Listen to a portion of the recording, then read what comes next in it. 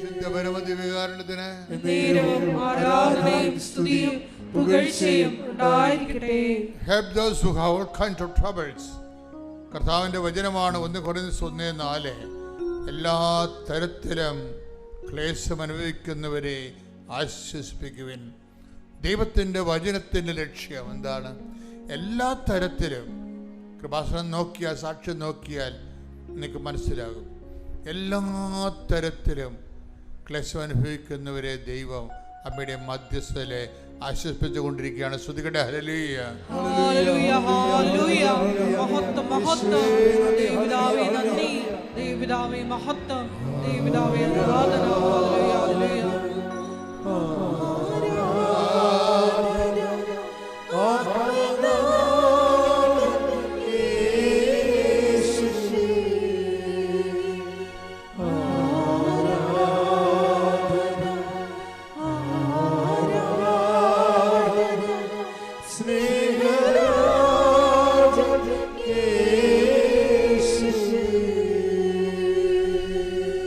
കർത്താവിൻ്റെ തിരുസന്നിധിയിൽ നിന്ന് നമുക്ക് ആശ്വാസവും അനുഗ്രഹവും പ്രാപിക്കാൻ ഏറ്റവും നല്ല എളുപ്പ വഴിയെന്ന് പറയണത് നമ്മൾക്ക് നമ്മുടെ വിഷയത്തോട് എന്തുമാത്രം ആശ്രയമുണ്ട്, അല്ലെങ്കിൽ നമ്മുടെ വിഷയം നടക്കണമെന്ന് ആഗ്രഹമുണ്ട്, അത്രയും നിങ്ങൾ മറ്റുള്ളവരുടെ വിഷയങ്ങളെക്കുറിച്ചും ആഗ്രഹപ്പെടണം. അപ്പം നിങ്ങൾ ദൈവസ്നേഹം ഉണ്ടെന്ന് ദൈവത്തിന് മനസ്സിലാകും. ഒരു മിനിമം ദൈവസ്നേഹം ഇല്ലാതെ കർത്താവിന് നിങ്ങളുടെ ആത്മാവിലേക്ക് ആകർഷിപ്പുണ്ടാകത്തില്ല. അനുഗ്രഹം എപ്പോഴും വർദ്ധിക്കുന്നത് ആകർഷിപ്പിലൂടെയാണ്. അപ്പം നമ്മളുടെ മുമ്പിലുള്ള ഒരു ആധ്യാത്മിക ആചാര്യന്മാരുടെ, ഗുരുക്കന്മാരുടെ മുമ്പിലുള്ള പ്രശ്നം, എങ്ങനെ മനുഷ്യനിലേക്ക് ദൈവത്തിൻ്റെ വസിപ്പ് ആകർഷിപ്പിച്ചെടുക്കാൻ പറ്റും. ആകർഷണം ഒരു പ്രധാനപ്പെട്ട ഘടകമാണ്. ദൈവത്തിന് നിങ്ങളെ കണ്ട്, ഇപ്പം നിങ്ങൾ തന്നെ കല്യാണം കഴിക്കാനൊക്കെ പോകുമ്പോൾ നിങ്ങൾക്ക് ഒരു ആകർഷണമുണ്ട്. ആൾക്കാർ പറയത്തില്ല, ഒരു ഫയർ, സ്പാർക്ക് എന്നൊക്കെ അല്ലേ പറയണത്. അപ്പം അത് ദൈവത്തിന് നിങ്ങളെ കണ്ടാൽ ഒരു സ്പാർക്ക് തോന്നണം. ദൈവത്തിന് നിങ്ങളെ കണ്ടാൽ ഒരു സ്പാർക്ക് തോന്നണം. അതിനെന്താ ചെയ്യേണ്ടത്? അതിന് ദൈവത്തിൻ്റെ മനസ്സിൽ കുറച്ച് പ്ലാനുകളുണ്ട്. എന്താണ്? ഞാൻ നിങ്ങളെ സ്നേഹിച്ചതുപോലെ നിങ്ങളും. അതാണ്, അതൊക്കെ സ്പാർക്ക് ഉണ്ടാക്കാനുള്ള മാർഗങ്ങളാണത്. സ്തുതിക്കട്ടെ. ഹല്ലേലൂയ, ഹല്ലേലൂയ, ഹല്ലേലൂയ, ഹല്ലേലൂയ, ഹല്ലേലൂയ. യേശുവേ നന്ദി. ഹല്ലേലൂയ, ഹല്ലേലൂയ, ഹല്ലേലൂയ. യോഹന്നാൻ 13:35. യോഹന്നാന്റെ സുവിശേഷം 13:35. നിങ്ങൾ പരസ്പരം സ്നേഹിക്കുവിൻ. നിങ്ങൾ പരസ്പരം സ്നേഹിക്കുവിൻ. ഞാൻ നിങ്ങളെ സ്നേഹിച്ചതുപോലെ നിങ്ങളും പരസ്പരം സ്നേഹിക്കുവിൻ. നിങ്ങൾക്ക് ദൈവത്തിന് നിങ്ങളുടെ മേൽ സ്പാർക്ക് ഉണ്ടാക്കാനുള്ള ഒരു പ്രധാനപ്പെട്ട ഒരു സൊല്യൂഷനാണത്, ഫോർമുലയാണ്. നിങ്ങളെപ്പോഴും ദൈവത്തിന് ഇപ്പം എൻ്റെ പിതാവിനാൽ ആകർഷിക്കപ്പെടാതെ ആർക്കും എൻ്റെ അടുത്ത് വരുവാൻ സാധ്യമല്ല. Take the word of God. സ്തുതിക്കട്ടെ. ഹല്ലേലൂയ, ഹല്ലേലൂയ, ഹല്ലേലൂയ, ഹല്ലേലൂയ,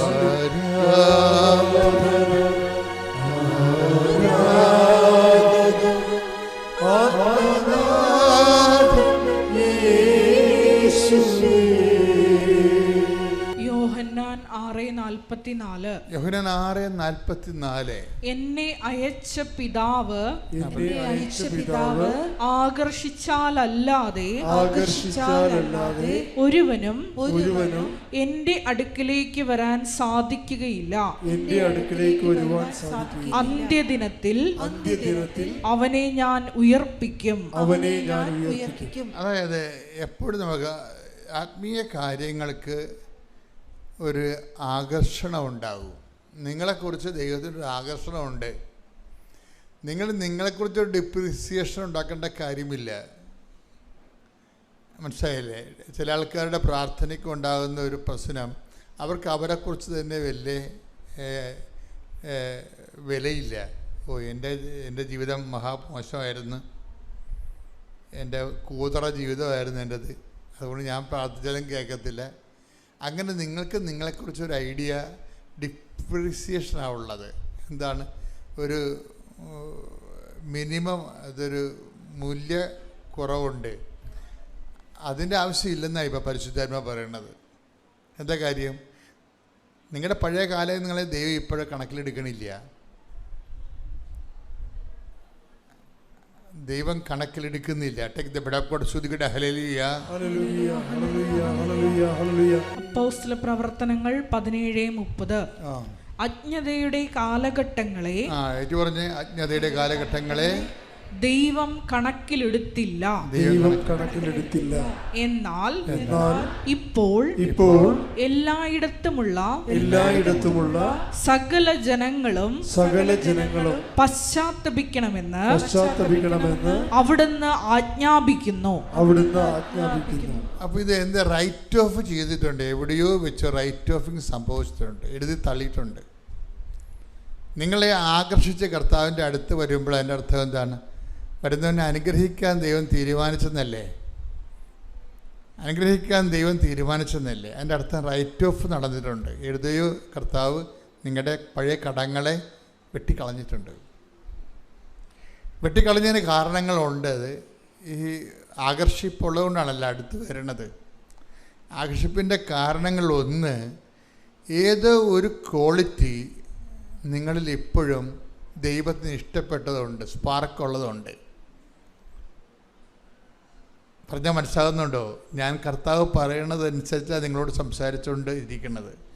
ഏതോ ഒരു ക്വാളിറ്റി, ഗുണം നിങ്ങളിൽ ഇപ്പോഴും കർത്താവിന് ഇഷ്ടപ്പെട്ടതുണ്ട്. അതുകൊണ്ടാണ് ആസന്നമായതിനെ ഊതിക്കത്തിക്കാൻ പറയണത്. ബൈബിള് കുത്തിക്കെട്ടി ഒതുക്കുമ്പോൾ അവസാനത്തെ അതിൻ്റെ ഉപസംഹാരത്തിൽ വരണത് അവസാന വാക്കുകളാണ്. എന്താണ്? നിങ്ങളിൽ ആസന്നമായതിനെ ഉദിക്കത്തിക്കാൻ. Take the word of God, സ്തുതിക്കട്ടെ, ഹല്ലേലൂയ. വെളിപാട് 3:2. വെളിപാട് 3:2. ഉണരുക, നിന്നിൽ ആസന്ന മരണമായി അവശേഷിക്കുന്നതിനെ ഉത്തേജിപ്പിക്കുക. എന്തെന്നാൽ എന്റെ ദൈവത്തിന്റെ മുമ്പിൽ നിന്റെ പ്രവൃത്തികൾ പൂർണ്ണമായും നിർവഹിക്കപ്പെട്ടതായി ഞാൻ കാണുന്നില്ല. അപ്പോൾ നിങ്ങൾ ദൈവത്തിൻ്റെ പ്രവൃത്തികൾ ചെയ്തിട്ടുണ്ട്, അത് പൂർണ്ണമായിട്ടില്ലെന്നാണ് പറയണത്. ഇപ്പം എന്താ സംഭവം? നിന്നിൽ ആസന്ന മരണമായതിനെ ഊതിക്കത്തിക്കാൻ എന്തോ ഒരു കണ്ടൻറ്റ് നിങ്ങളിൽ ദൈവത്തിന് ഇപ്പോഴും ഇഷ്ടപ്പെട്ടതായിട്ടുണ്ട്. അതാണ് എൻ്റെ സ്പാർക്ക് എന്ന് പറയണത്. ചിലപ്പോൾ നിൻ്റെ കുടപ്പുറമാരുടെ സ്നേഹമായിരിക്കാം നിൻ്റെ. ചിലപ്പോൾ മക്കൾ തന്നെ എല്ലാവരും നിങ്ങളെ അപ്പന്മാർ ഉപേക്ഷിക്കുമ്പോൾ ഒരാൾ അവിടെ പഠിത്തവും മുടക്കി, അവർക്ക് വേണ്ടി അവർ ഓഫറും മുടക്കി അവിടെ നിൽക്കും. എല്ലാവർക്കും ഒരുപോലെ അമ്മയാണ്, എല്ലാവർക്കും ഒരുപോലെ അപ്പനാണെങ്കിലും അപ്പനും അമ്മയും കിടപ്പായി കഴിഞ്ഞാൽ എല്ലാ മക്കളും ഒരുപോലെ അല്ലല്ല നോക്കണത്. ഒരാളതിൻ്റെ അകത്ത് ഉണ്ടാകും. എന്താണ്? ഒന്നും കിട്ടിയിട്ടില്ല. കൊടുത്തതൊക്കെ ചിലപ്പോൾ ഇളയ മക്കൾക്ക് മൂത്ത മക്കൾക്ക് ആയിരിക്കും. എനിക്ക് അപ്പൻ്റെയൊക്കെ ഒന്നും കിട്ടിയിട്ടില്ല, എങ്കിലും എൻ്റെ അപ്പനല്ലേ എന്നും പറഞ്ഞുകൊണ്ട് ഒരാൾ നിൽക്കും. അതാണ് നിന്നിൽ ആസന്ന മരണം. അതാണ് ദൈവത്തിൻ്റെ ആകർഷണത്തിൻ്റെ സ്പാർക്കിംഗ് പോയിൻ്റ്. അത് മറ്റുള്ളവരോട് നീ കാണിക്കുന്നതാണ്. അല്ല, മറ്റുള്ളവരോട് നീ കാണിക്കുന്ന ഇപ്പോൾ ഈശോ ഫെയർവെൽ സ്പീച്ചില്ലേ, കർത്താവിൻ്റെ വിടവാങ്ങൽ സന്ദേശങ്ങൾ നോക്കിയ കാല് കഴുകിയതിന് ശേഷം പറയണത് എന്താണ്? നിങ്ങൾ എന്നെ ഗുരുവെന്നും നാഥനെന്ന് വിളിക്കുന്നു. That is correct. നിങ്ങളുടെ ഗുരു നാഥനുമായി ഞാൻ നിങ്ങളുടെ പാദങ്ങൾ കഴുകിയെങ്കിൽ നിങ്ങളും.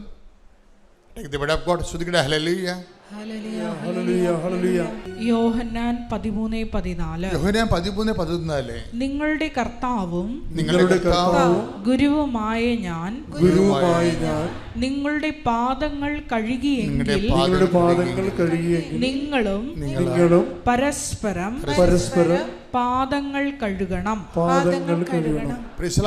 അതായത് എപ്പോഴും നമ്മൾ ഡിവൈൻ സ്പാർക്ക്, ദൈവത്തിന് ഒരു നമ്മളോടൊരു ആകർഷണം തോന്നാനുള്ള, സ്പാർക്ക് ഉണ്ടാകാനുള്ള ഏറ്റവും പ്രധാനപ്പെട്ട ഘടകം എന്ന് പറയുന്നത് നമ്മൾക്ക് മറ്റുള്ളവരോടുള്ള അടുപ്പമാണ്. അവർ ബന്ധുക്കളാകണമെന്ന് സ്വന്തപ്പെട്ടവരാകണമെന്നില്ല. ഒരു ബന്ധുവില്ല ജീവിതത്തിൽ ആദ്യം കാണുകയിരിക്കും. എങ്കിലും അവരുടെ ദൈന്യാവസ്ഥയിൽ നമ്മൾക്ക് അവരോടൊരു സന്ധിപ്പ് തോന്നിയ അതിനാണ് സ്പാർക്ക് എന്ന് പറയുന്നത്. ഈ ഒരു പോയിൻ്റ് വെച്ചാണ് ദൈവം നിന്നിലേക്ക് ആകർഷിപ്പുണ്ടാകുന്നത്. ആകർഷിപ്പ് കൂടും ഇങ്ങനെ കുറച്ച് കഴിയുമ്പോൾ. നിൻ്റെ സൽപ്രവൃത്തികൾ അനുസരിച്ച് കൊണ്ട് നേരത്തെ പറഞ്ഞ പോലെ നിൻ്റെ പ്രവൃത്തികൾ ദൈവത്തിൻ്റെ വചനമനുസരിച്ച് പൂർണ്ണമാകുന്നത്. ഭാഗികമായ പ്രവർത്തനങ്ങളാണ് ഇപ്പോൾ ഉള്ളത്. അത് ദൈവസ്നേഹത്താൽ പൂർണ്ണമാകുന്ന അനുസരിച്ച് കൊണ്ട് എന്തു ചെയ്യും? ദൈവത്തിൻ്റെ ആകർഷണം അസൂയ നിർഭരമായ ആകർഷണമായിട്ട് മാറും. ആകർഷണത്തിൻ്റെ ഇൻറ്റൻസിറ്റി, അട്രാക്ഷൻ്റെ ഇൻറ്റൻസിറ്റി കൂടും. അതുകൊണ്ടാണ് നിൻ്റെ ആത്മാവിനെ അസൂയയോടെ അഭിലഷിച്ചോട്ടെ. യാക്കോബ് 4:5 നമ്മിൽ നിക്ഷേപിച്ചിരിക്കുന്ന ആത്മാവിനെ ദൈവം അസൂയയോടെ അഭിലഷിക്കുന്നു എന്ന തിരുവെഴുത്ത് വൃഥാ ആണെന്ന് നിങ്ങൾ വിചാരിക്കുന്നുവോ?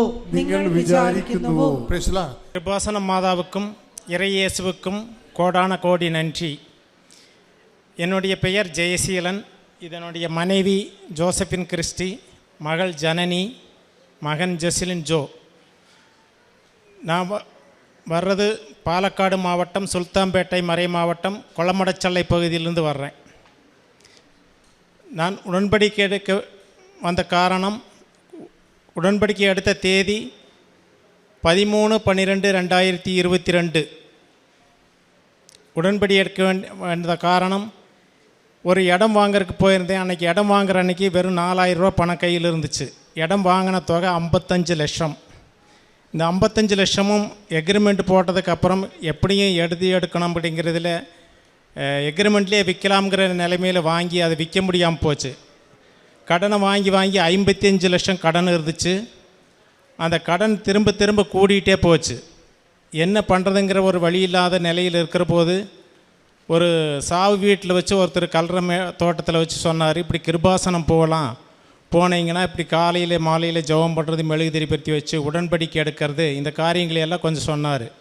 ஏற்கனவே 1-2 பேர் பேப்பர் கொடுத்து இது சொன்னதை நான் கண்டுக்காமையே நடந்துகிட்டு இருந்தேன். இருந்தாலும் அந்த இவர் சொன்னதுக்கப்புறம் யூடியூப்பில் பார்க்க போது நிறைய சாட்சியங்களை பார்க்க நேர்ந்தது. அந்த சாட்சியங்களை பார்க்குற போது இப்படியெல்லாம் நடக்குமா அப்படின்னு எனக்கு என்னோடய மனசுக்குள்ள ஒரு இது வந்துச்சு. சரி போய் தான் பார்க்கலாம் அப்படிங்கிற இதில் ஒரு இந்த டேட்டில் வந்து இங்கே கோயிலுக்கு வந்து உடன்படிக்கை எடுத்தோம். உடன்படிக்கை எடுத்து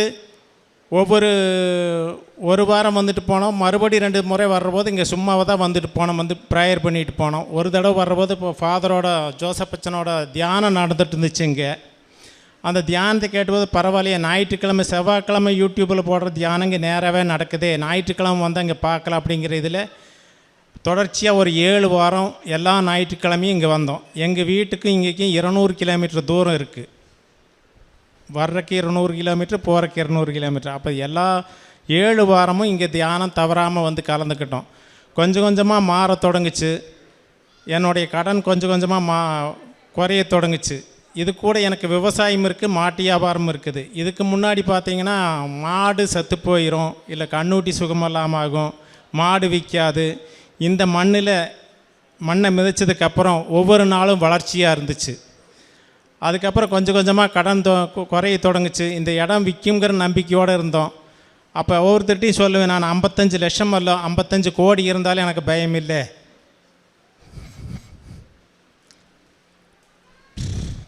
நான் கிருபாசனத்தில் உடன்படிக்கை எடுத்திருக்கிறேன் அப்படிங்கிற தைரியம் வந்துச்சு.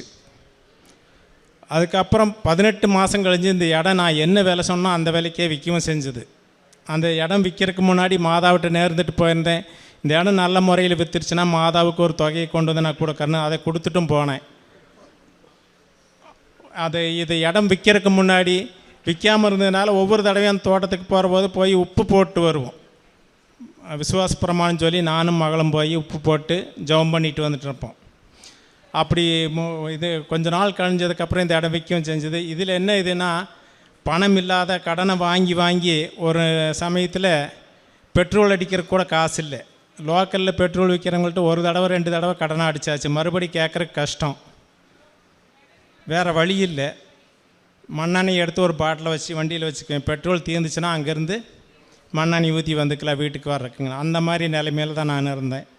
ஆனால் இந்த 55 லட்ச ரூபாயை கடனையும் கட்டி மறுபடி வியாபாரம் நல்லா நடந்துச்சு. அதுக்கு அடுத்ததாக இந்த இடமும் விற்று மாதாவை கொடுக்க வேண்டியதை கொடுத்துமாச்சு.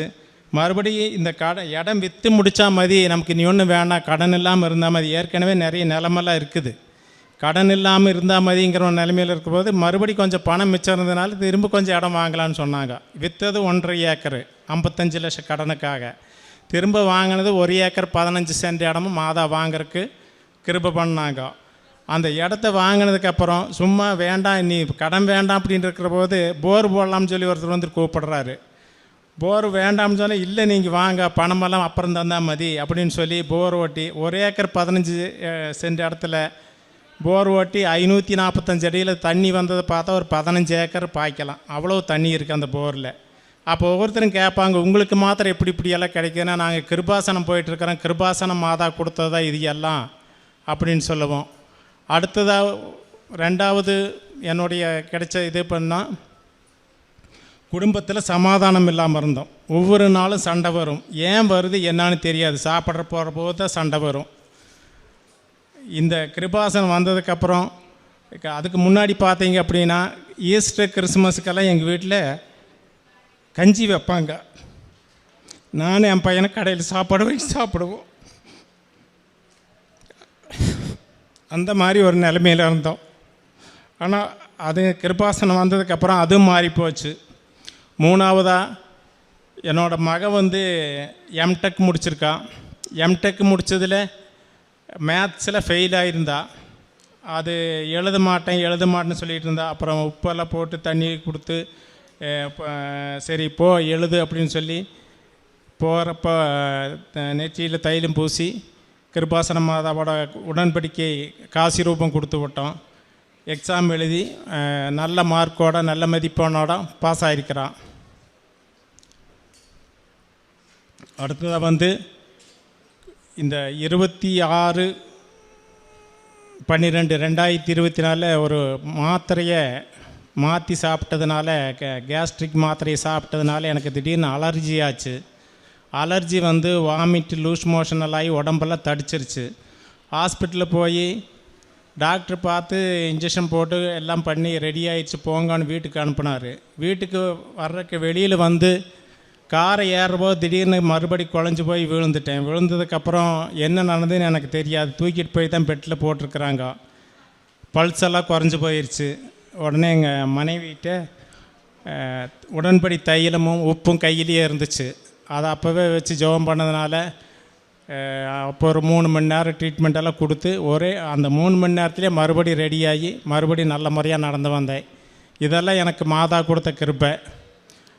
அடுத்ததாக காருண்ய பிரவர்த்தனம்னு சொன்னால் சனிக்கிழமைகளில் உபவாசம் வெள்ளிக்கிழமைகளில் சனிக்கிழமை உபவாசம் இருப்போம். வெள்ளிக்கிழமையில் நானும் என் பொண்ணும் போய் முடியாதவங்களுக்கு சாப்பாடு வீட்டில் போய் கொடுத்துட்டு வருவோம், ஒரு கொஞ்சம் பேருக்கு.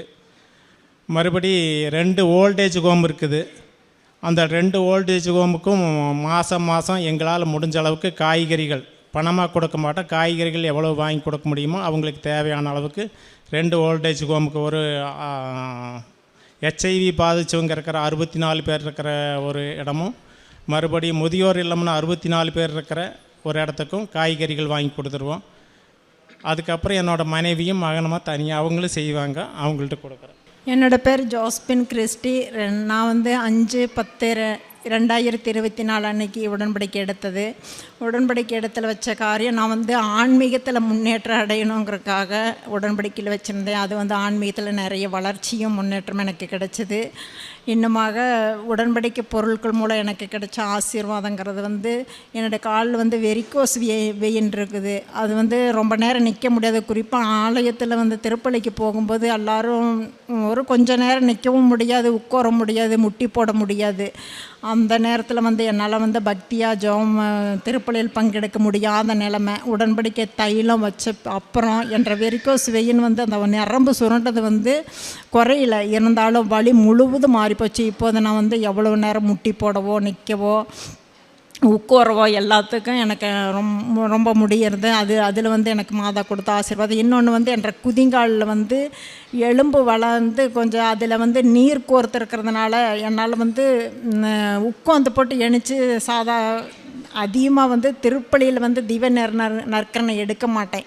எல்லாருக்கும் முன்னாடி கால் முண்டி போகும்போது எனக்கு சில நேரம் ஒரு கஷ்டமாக இருக்கனால அதிகமாக எடுக்க மாட்டேன். அந்த பிரச்சனையில் வந்து எப்படின்னா உடன்படிக்கை தைலமும் உப்பு தண்ணியில் போட்டு குதிங்கால் அந்த இடத்துல வச்சு அது மூலம் எனக்கு நிறைய அந்த பிரச்சனை மாறி போச்சு. அதுக்கு முன்னாடி நான் வந்து டாக்டர்கிட்ட போய் காட்டியிருந்தேன். அவங்க சொன்னாங்க இதை ஆப்ரேஷன் பண்ணினா தான் அது சரியாகும் அப்படின்னாங்க. நாங்கள் அதுக்கு போகலை. அதுக்கப்புறம் வந்து பாத உளிச்சல்னு சொல்லிட்டு ஒரு வைத்தியம் இருந்து அதுலேயும் போய் கலந்துட்டேன். அது வந்து அப்போ செய்யும்போது பயங்கரமாக வலிக்கும். ஒரு கட்டையை வச்சு உருட்டுவாங்க, பயங்கர வலிக்கும். உப்பு தண்ணி போட்டு காலில் வந்து செய்ய சொல்லுவாங்க. அதனால ஒரு வருஷமாக வாரத்துக்கு ஒரு நாள் போய் அப்படி ஒளிஞ்சிட்டு வந்தோம். அதுலேயும் எனக்கு சரியாகலை. இந்த கிருபாசனம் என்னைக்கு நாங்கள் வந்தோமோ அதிலிருந்து எந்த பிரச்சனையும் உப்பு தைலத்தின் மூலம் எனக்கு கிடைச்ச பெரிய ஆசீர்வாதம் இது. இன்னுமாக வந்து திருப்பலியில் வந்து நான் எந்த அளவுக்கு நான் வந்து பக்தியோடு இப்போ பங்கெடுக்கிறேன்னா ஒவ்வொரு நாளும் திருப்பலியில் வந்து தாகத்தோடு கலந்துக்குவேன். திவ்ய நற்கரணை எடுக்கிறதுலையும் அதே போல் எழுந்தேற்ற நேரத்துலையும் எனக்கு இருக்கிற பயங்கர ஒரு விசுவாச நம்பிக்கை. உண்மையாலும் ஆண்டவர் அந்த இடத்துல திவ்ய நற்கரணையில் இருக்கிறாங்கங்கிறதுல அதில் ஒரு பயபக்தியோடு கலந்துக்கிறது. 2 வாரத்துக்கு ஒருக்கா பாவசங்கத்தின் எடுக்கிறது, வாரத்துக்கு ஒரு நாள் உபவாசம் இருந்து கவர்மெண்ட் ஆஸ்பத்திரியில் போய் நோயாளிகளை பார்த்து அவங்களுக்கு என்ன ஒரு 2 பேர் அல்லது 5 பேருக்குள்ளே சாப்பாடு கொடுக்கறது, அவர்களுக்கு டீ செலவுக்கு ஏதாவது போக முடியாதவங்களுக்கு வாங்கி கொடுப்பேன். அப்படி யாருக்கு எது செஞ்சாலும் நான் செஞ்சது மதிங்கிற ஒரு எண்ணம் எனக்கு வராது. இன்னும் நான் வந்து அதிகமாக செஞ்சுருக்கணுங்கிற ஒரு எண்ணம் தான் எனக்கு ஒரு வழியை நான் செஞ்சது மதிங்கிறது ஒரு எண்ணம் எனக்கு வராது. அப்புறம் பின்னது கிருபாசன பத்திரிக்கை கொடுக்குறதுல வந்து எனக்கு பயங்கர சந்தோஷம். எல்லாத்த விட பயங்கர சந்தோஷம் கிருபாசன பத்திரிக்கை கொடுக்குறதா. ஒவ்வொருத்தர்கிட்டையும் ஓடி போய் சொல்லி மாதாவை பற்றி சொல்கிறது. மாதா மூலம் ஆண்டவர் வந்து எவ்வளவு ஒரு கல்யாணத்தில் எப்படி அன்னைக்கு நடந்ததோ அது இன்றைக்கி இந்த கிருபாசனத்தில் நடந்துகிட்ருக்குதுன்னு சொல்லி ஒவ்வொருத்தர்கிட்டையும் சொல்லி பேப்பரை கொடுக்குறது எனக்கு வந்து ரொம்ப ஒரு சந்தோஷம். அது வந்து எதுக்கு ஈடாகாதுன்னு நான் நம்புகிறேன், விசுவாசிக்கிறேன். மற்றவங்களுக்கு அது புரியுதோ தெரியாது. அதில் வந்து நிறைய சந்தோஷம். நேற்று கூட கொண்டாந்து கொடுக்கணும், பசி தாகம் எதுவுமே இருக்காது எனக்கு. என்னோடய குறிக்கோள் வந்து பேப்பர் குடும்ப கிருபாசன பத்திரிக்கை கொடுக்குறதா. இப்படி ஒரு ஆசீர்வாதம் இது இந்த இடத்துல இன்றைக்கி நான் வந்து குடும்பமாக நின்று சாட்சி சொல்கிறதுக்கு மாதா வந்து இந்த அருகதியை கொடுத்ததுக்கு வந்து நான் எத்தனை நன்றி சொன்னாலும் ஆண்டவருக்கும் மாதாவுக்கு நான் நன்றி சொன்னாலும் தகாது. ஏன்னா எத்தனையோ பேர் 4 பேர் இதை குடும்பமாக சாட்சி சொல்லும்போது நான் அழுது அந்த சாட்சிகளை நான் கேட்டிருக்கிறேன். என் பேர் ஜெஸ்லின்ஜோ, நான் பிஃபார்ம் ஸ்டூடெண்ட். ஏன்னா நான் இப்போ வந்து எங்கள் அப்பாவோட உடன்படிக்கையிலையும் அம்மாவோட உடன்படிக்கையிலையும் எனக்கு கிடைச்ச அனுபவங்களை பற்றி சொல்கிறேன். நான் ஒரு ஆவரேஜ் ஸ்டூடெண்ட் தான். எல்லா எக்ஸாம் அப்போவும் செமஸ்டர் எக்ஸாம் அப்போவும் ஏதோ ஒரு விதத்தில் படிக்க முடியாமல் போயிடும். ஃபுல்லாக ஒரு சிலபஸ் கூட கம்ப்ளீட் பண்ணாமல் தான் எக்ஸாமுக்கு போகிற நிலமையில் இருக்கும். ஏதோ ஒரு விதத்தில் பாடி பெயினோ இல்லை எக்ஸாமுக்கு முன்னாடி நைட்டு கூட படிக்க முடியாமல் தூங்கிடுவேன். ஆனால் அந்த பாதி சிலபஸ் கூட படிச்சுட்டு போயிட்டு இப்போது என்னால் 7 செமஸ்டர் எழுதியிருக்கேன். 7 செமஸ்டரில் என்னால் பாஸ் ஆக முடிஞ்சது. அதுக்கான நான் உடன்படிக்கை தைலமும் உப்பும் வச்சு தான் எல்லா எக்ஸாமையும் எழுதினேன். மாதம் என் கூட இருந்ததுனால மட்டும்தான் இத்தனை சப்ஜெக்டில் என்னால் பாஸ் ஆக முடிஞ்சு. இப்போது நான் 7/12/2024 அப்போ நானும் உடன்படிக்கை எடுத்து உடன்படிக்கை காரியங்கள் நானும் முன்னாடி போயிட்டுருக்கிறேன். இத்தனையும் காரியங்கள் எனக்கு சாதிச்சு தந்த மாதாவுக்கும் இயேசுக்கும் கோடி நன்றி. கிருபாசனம் பேப்பர் கொடுக்கறது நாங்கள் வந்துட்டு தமிழ்நாட்டுக்குள்ளே எங்கள் வீட்டிலேருந்து 100 கிலோமீட்டருக்கு அந்த பக்கம் இருக்கிற இடத்துக்கெல்லாம் தான் போய் தான் கொடுக்குறோம். சத்தியமங்கலத்தை, ஈரோடு மாவட்டம் புளியம்பட்டி, லூர்துபுரம், அதே மாதிரி திருப்பூர் மாவட்டத்தை பார்த்துக்கிட்டா அவனாசி, கோயம்புத்தூர் பக்கம் இருக்கிற கருமுத்தம்பட்டி, பூமலூர், இந்த மாதிரி இடத்துக்கெல்லாம் போய் கொடுத்துருக்கேன். வேளாங்கண்ணி போகிற போது பேப்பர் கொண்டு தான் போவோம். அதே மாதிரி திருநெல்வேலி மாவட்டம் புளியம்பட்டி போகிற போது அங்கேயும் பேப்பர் கொண்டு போவோம். நாங்கள் எங்கெல்லாம் வெளியூருக்கு போகிறோமோ அங்கெல்லாம் பேப்பர் கொண்டு போய் கொடுப்போம். இந்த மாதிரி நாங்கள் மாதாவுக்காக வேண்டி செஞ்சிட்ருக்கிறோம். அதுக்கு மாதா எங்களுக்கு எவ்வளோ செய்கிறாங்கன்னு சொல்ல முடியாது. நாங்கள் இப்போ சொன்னது குறைவு, இன்னும் எத்தனையோ செஞ்சுருக்குறாங்க. 6 கோரிக்கையில் 60, 600ன்னு கூட சொல்லலாம். அத்தனை வளர்ச்சி எங்களுடைய வளர்ச்சி. ഇത്രയും செஞ்ச മാതാവുക്കും ഇറയമകൻ യേശുവുക്കും കോടാന കോടി നന്ദി. തന്നെ പരിശുദ്ധ അമ്മയ്ക്കും ഈശോയ്ക്കും ഒരുപാട് നന്ദി. എൻ്റെ പേര് ആൻമരിയ. ഞാൻ കോട്ടയം ജില്ലയിൽ പാലായിൽ നിന്ന് വരുന്നു. ഞാൻ മാർച്ച് 3 ആദ്യമായി ഓൺലൈൻ ഉടമ്പടി എടുത്തത്. ഞാൻ ജർമ്മൻ ഭാഷ പഠിച്ചു കഴിഞ്ഞിട്ട് എനിക്ക് നേഴ്സിങ്ങിന് പഠിക്കാൻ പോകാനുള്ള ഇൻ്റർവ്യൂ 7 മാസമായിട്ട് 3 അറ്റൻഡ് ചെയ്തെങ്കിലും എനിക്ക് പാസ്സാകാൻ സാധിക്കുന്നില്ലായിരുന്നു. അങ്ങനെ ഞാൻ കഴിഞ്ഞ വർഷം ഇവിടെ വന്ന് കൃപാസനത്തിൽ വന്നുവെങ്കിലും ഞാൻ ഉടമ്പടി എടുക്കാതെ പ്രാർത്ഥിച്ചു തിരിച്ചു പോകുകയായിരുന്നു ചെയ്തത്. അത് കഴിഞ്ഞ് ഞാൻ എൻ്റെ കൂട്ടുകാരിയുടെ ഒരു സാക്ഷ്യം യൂട്യൂബിൽ കേൾക്കാനിടയായി. അങ്ങനെ ഞാനും പ്രത്യക്ഷീകരണ പ്രാർത്ഥന ചൊല്ലി പ്രാർത്ഥിക്കാൻ തുടങ്ങി. ഫെബ്രുവരി ലാസ്റ്റ് മാസം എനിക്ക് എൻ്റെ 4ാമത്തെ ഇൻ്റർവ്യൂ വന്നു. ഞാൻ മാതാവിനോട് പ്രാർത്ഥിച്ചു, മാതാവേ ഈ ഇൻ്റർവ്യൂ എന്നെയും പാസ്സാക്കണേ, എനിക്കും ജർമ്മനിക്ക് പോകണം, എന്നെയും രക്ഷിക്കണേ എന്ന് പ്രാർത്ഥിച്ച് ഞാൻ ഇൻ്റർവ്യൂ അറ്റൻഡ് ചെയ്തു. ഞാൻ മാർച്ച് 3 രാവിലെ ഡെയിലി ബ്രെഡ് കൂടി കഴിഞ്ഞ് എനിക്ക് ഇങ്ങനെ മനസ്സിലാരോ പറയണ പോലെ തോന്നി, ഉടമ്പടി എടുക്കുക എന്ന്. അങ്ങനെ ഞാൻ ആദ്യമായി ഓൺലൈനിൽ ഉടമ്പടി എടുത്തു. പിന്നെ മാർച്ച് 10 എൻ്റെ റിസൾട്ട് വരുമെന്ന് പറഞ്ഞു. അങ്ങനെ മാർച്ച് 10 ഞാൻ അന്ന് ഇവിടെ കൃപാസനത്തിൽ വന്ന് മാതാവിൻ്റെ അടുത്ത് പ്രാർത്ഥിച്ചു തിരിച്ചു പോയി. അന്ന് വൈകുന്നേരം വീട്ടിൽ ചെന്നപ്പം 7 പേർ അറ്റൻഡ് ചെയ്ത ഇൻ്റർവ്യൂവിൽ 5 പേരാണ് ജയിച്ചതെന്ന് പറഞ്ഞത്. മാതാവേ, ഞാൻ എന്നെയും ആ 5 പേരിൽ ഒരാളാക്കി മാറ്റണേ എന്ന് ഞാനും പ്രാർത്ഥിച്ചു. അങ്ങനെ പിറ്റേ ദിവസം രാവിലെ ഡെയിലി ബ്രെഡ് കൂടി കഴിഞ്ഞ് ഞാൻ പുറത്തേക്ക് സിറ്റൗട്ടിലോട്ട് ഇറങ്ങിയപ്പോൾ മുല്ലപ്പൂവിൻ്റെ സുഗന്ധാഭിഷേകം ഉണ്ടായി. ഞാൻ ഉടനെ അമ്മയും വിളിച്ചു കാണിച്ചു. അമ്മ എന്നോട് പറഞ്ഞു, നിൻ്റെ അടുത്ത് മാതാവ് വന്നതാ, നീ ധൈര്യമായിട്ടിരിക്കുക, നിനക്ക് ഈ ഇൻ്റർവ്യൂ കിട്ടും. അന്ന് വൈകുന്നേരം സായാഹ്ന പ്രാർത്ഥന കൂടിക്കൊണ്ടിരുന്നപ്പോൾ മാതാവിനോട് പ്രാർത്ഥിച്ചു. അന്ന് വൈകുന്നേരം കൂടിക്കൊണ്ടിരുന്ന സമയത്ത് തന്നെ എൻ്റെ ഇൻ്റർവ്യൂവിൻ്റെ റിസൾട്ട് വന്നു. ഞാൻ പ്രാർത്ഥന കൂടിക്കഴിഞ്ഞ് നോക്കിയപ്പോൾ ഞാനും ഇൻ്റർവ്യൂ പാസ്സായി. അമ്മ മാതാവിന് 1000 നന്ദി. വിസ പ്രോസസ്സിങ്ങിന് വെക്കുന്നതിന് ഒരു തടസ്സവും കൂടാതെ മാതാവ് എല്ലാം ശരിയാക്കി നടത്തി തന്നു. അത് കഴിഞ്ഞ് ഞാൻ ജൂലൈ 28 ഇവിടെ വന്ന് തീർത്ഥാടന ഉടമ്പടി എടുത്ത് തിരികെ പോയി. വിസ ഇൻ്റർവ്യൂവിന് പോകുന്നതിന് മുമ്പായിരുന്നു അച്ഛൻ ഇവിടെ ഡെയിലി ബ്രെഡിൽ രേഖകൾ സമർപ്പിച്ചുള്ള പ്രാർത്ഥന തുടങ്ങിയത്. അന്ന് ഞാനും എൻ്റെ ഡോക്യുമെൻറ്റും പാസ്പോർട്ടും എല്ലാം സമർപ്പിച്ച് പ്രാർത്ഥിച്ച ആഗസ്റ്റ് 4 വിസ ഇൻ്റർവ്യൂവിന് പോയി. അന്ന് ഞാൻ തൈലവും ഉപ്പും ഉപയോഗിച്ച് പ്രാർത്ഥിച്ചായിരുന്നു. അങ്ങനെ വിസ ഇൻ്റർവ്യൂ കഴിഞ്ഞ് ഞാൻ മാതാവിനോട് പറഞ്ഞു, മാതാവേ എന്നെയും പ്രത്യക്ഷീകരണത്തിൻ്റെ സാക്ഷിയാക്കി മാറ്റണമേ, എനിക്കും പാസ്പോർട്ടിൽ 7ാമത്തെ പേജിൽ തന്നെ വിസ സ്റ്റാമ്പ് ചെയ്ത് ലഭിക്കണേ എന്ന് ഞാനും പ്രാർത്ഥിച്ചു. അങ്ങനെ ആഗസ്റ്റ് 7-ാം തീയതി എനിക്ക് അവിടുന്ന് പാസ്പോർട്ട് ഡിസ്പാച്ച്ഡ് ആയെന്നും പറഞ്ഞ് മെസ്സേജ് വന്നു. 9-ാം തീയതി എനിക്ക് എൻ്റെ കൈ പാസ്പോർട്ട് കിട്ടി. ഞാൻ ആദ്യം തന്നെ തുറന്നു നോക്കിയത് 7ാമത്തെ പേജായിരുന്നു. അതിൽ 7ാമത്തെ പേജിൽ തന്നെ എനിക്ക് വിസ സ്റ്റാമ്പ് ചെയ്ത് തന്നു. കൂടാതെ എനിക്ക് മുമ്പ് വെച്ചവർക്ക് മുമ്പ് തന്നെ എനിക്ക് വിസ ലഭിച്ചു. ഇത്രയും വലിയ അനുഗ്രഹം തന്ന അമ്മ മാതാവിന് 1000 നന്ദി. പിന്നെ രണ്ടാമതായി എനിക്ക് രോഗസൗഖ്യമാണ്. ഞാനൊരു തൈറോയ്ഡുള്ള കുഞ്ഞുനാൾ തൊട്ട് എനിക്ക് തൈറോയ്ഡുള്ള വ്യക്തിയായിരുന്നു. ഞാനിവിടെ വന്ന് ഉടമ്പടി എടുത്ത് തിരിച്ചു പോയപ്പോൾ തൊട്ട് ഞാൻ മരുന്ന് കഴിക്കാതെ ഉപ്പും തൈലവും തേനും ഉപയോഗിച്ച് പ്രാർത്ഥിച്ചതിൻ്റെ ഫലമായി ഇപ്പം ഞാൻ തൈറോയ്ഡ് നോർമലായിട്ടാണ് നിൽക്കുന്നത്. അടുത്തതായി ഞങ്ങൾക്കൊരു 3 ലക്ഷം രൂപയുടെ ഒരു ആവശ്യം വന്നായിരുന്നു. അപ്പോൾ ഞങ്ങൾ പല ബാങ്കുകളിൽ ചോദിച്ചെങ്കിലും ലഭിച്ചില്ല. അങ്ങനെ അവസാനം ഞാനും കൂടെ പോയി ഉപ്പുവിട്ട് വിശ്വാസ പ്രമാണം ചൊല്ലി പ്രാർത്ഥിച്ചതിൻ്റെ ഫലമായി അങ്ങനെ അതും സാധിച്ചു. ഇത്രയും വലിയ അനുഗ്രഹങ്ങളെല്ലാം നൽകി അമ്മ മാതാവിന് 1000 നന്ദി. കാരുണ്യപ്രവൃത്തിയായി ഞാൻ എന്നെക്കൊണ്ട് പറ്റുന്ന വിധം ഞാൻ മറ്റുള്ളവരെ സഹായിക്കുകയും ഞാൻ കൃപാസന പത്രം വിതരണം ചെയ്യുന്നതിൻ്റെ കൂടെ എനിക്ക് കിട്ടിയ അനുഭവങ്ങൾ പറഞ്ഞും ഞാൻ ഇതിൻ്റെ കൂടെ പ്രത്യക്ഷീകരണ പ്രാർത്ഥന എഴുതിയുമായിരുന്നു നൽകിക്കൊണ്ടിരുന്നത്. ഞാൻ പിന്നെ എന്നും ഡെയിലി ബ്രെഡ് കൂടുകയും ഷെയർ ചെയ്യുകയും സ്റ്റാറ്റസ് ഇടുകയും ഉടമ്പടി ധ്യാനം കൂടുകയും ഷെയർ ചെയ്യുകയും സ്റ്റാറ്റസ് ഇടുകയും ചെയ്യുമായിരുന്നു. ജർമ്മൻ ഭാഷ പഠിക്കാൻ തുടങ്ങിയപ്പോൾ തൊട്ടുള്ള ദൈവത്തോടുള്ള അകലം ഉടമ്പടി വഴി മാതാവ് എനിക്ക് തിരികെ തന്നു. ഇത്രയും വലിയ അനുഗ്രഹം തന്ന അമ്മ മാതാവിന് 1000 നന്ദി. ഞാൻ ബൈബിൾ വായിച്ചുകൊണ്ടിരുന്നത് ഞാൻ കുരിശ് വരയ്ക്കുമ്പോൾ മാത്രമായിട്ടായിരുന്നു. അത് കഴിഞ്ഞ് ഞാൻ കുരിശ് വര കഴിഞ്ഞും ബൈബിൾ വായന തുടങ്ങുകയും പിന്നെ പറ്റുന്ന ദിവസങ്ങളിലെല്ലാം പള്ളിയിൽ പോവുകയും 2 ആഴ്ച കൂടുമ്പം കുമ്പസാരിക്കാനും ഞാൻ ശ്രദ്ധിച്ചിരുന്നു.